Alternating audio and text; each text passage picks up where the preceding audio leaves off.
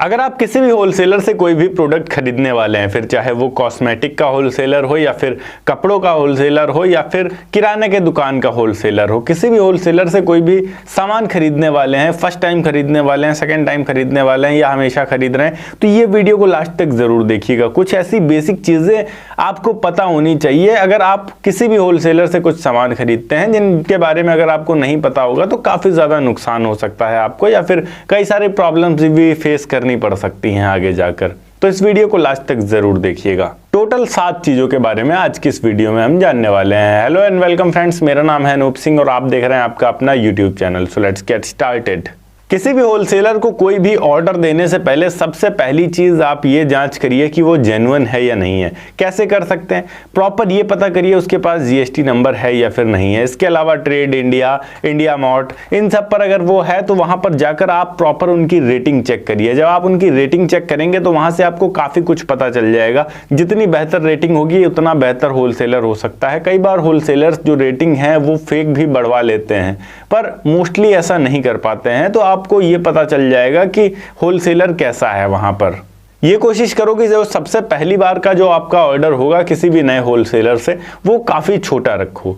जब छोटा ऑर्डर रखोगे तो वैसे में जो आपको क्वालिटी पता चलनी होगी माल की, कि कैसा क्वालिटी है, कैसा माल दे रहा है, वो आपको पता चल जाएगा। प्राइजेस भी आप कंपेयर कर सकते हैं इससे अदर होलसेलर से, कि जो क्वालिटी है उस क्वालिटी के हिसाब से ये प्राइस जो जिस प्राइस में इन्होंने सामान दिया है क्या ये ठीक है।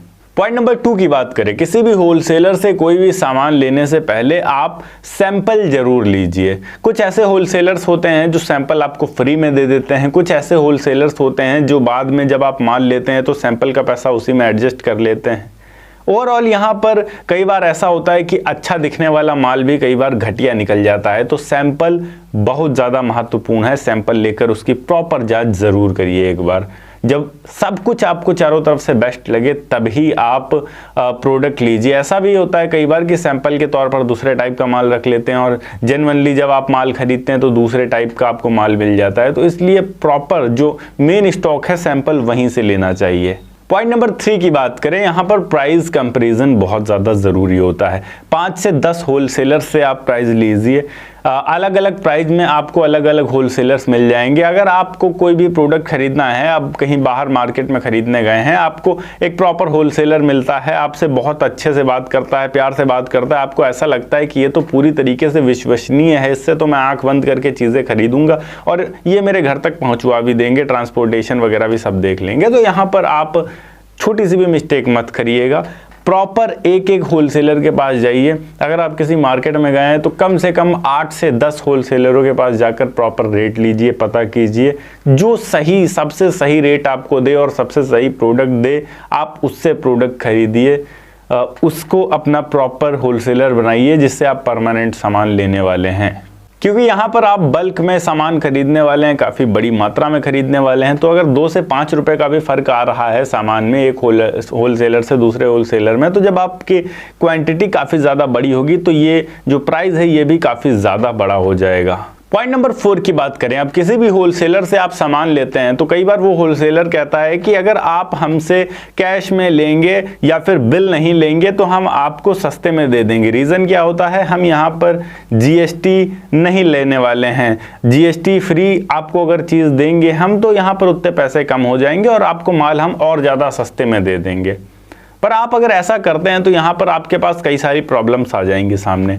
जैसे कि कल को आप भी प्रोडक्ट बेचेंगे, आप भी अच्छा खासा इनकम जनरेट करेंगे अपने शॉप से। जब आप अच्छा खासा इनकम जनरेट करेंगे तो जब सरकार को टैक्स देने जाएंगे तो आप उस पूरी की पूरी इनकम जितनी आपने जनरेट करी है उस पर टैक्स देंगे। रीज़न ये होगा यहाँ पर कि आपने जीएसटी फाइल करी, तब यहाँ पर आप ये नहीं बता पाएंगे कि आपने पीछे से माल खरीदा है, क्योंकि आपके पास कोई बिल ही नहीं है, आपके पास पीछे से कोई जीएसटी नंबर ही नहीं है। किसी भी होलसेलर से अगर आप प्रोडक्ट खरीद रहे हैं तो ये चीज़ का खास ध्यान दीजिए कि प्रॉपर बिल लीजिए, बिल पर कंपनी का नाम होना चाहिए, जीएसटी नंबर प्रॉपर होना चाहिए, कितनी क्वांटिटी आपने खरीदी है और उसका प्राइस क्या है, ये सारी की सारी चीज़ें होनी चाहिए ताकि उस पर जितनी जीएसटी लगी है आगे जब आप जीएसटी फाइल करें तो उतने की छूट आपको मिल जाए पीछे से, और आप केवल अपने प्रॉफिट पर जीएसटी दे पाए, ना कि पूरे के पूरे माल जितना आपने खरीदा था उसको सेल करने पर जितनी इनकम करी है आपने उस पर जीएसटी दें। तो इससे बचने की कोशिश करिए।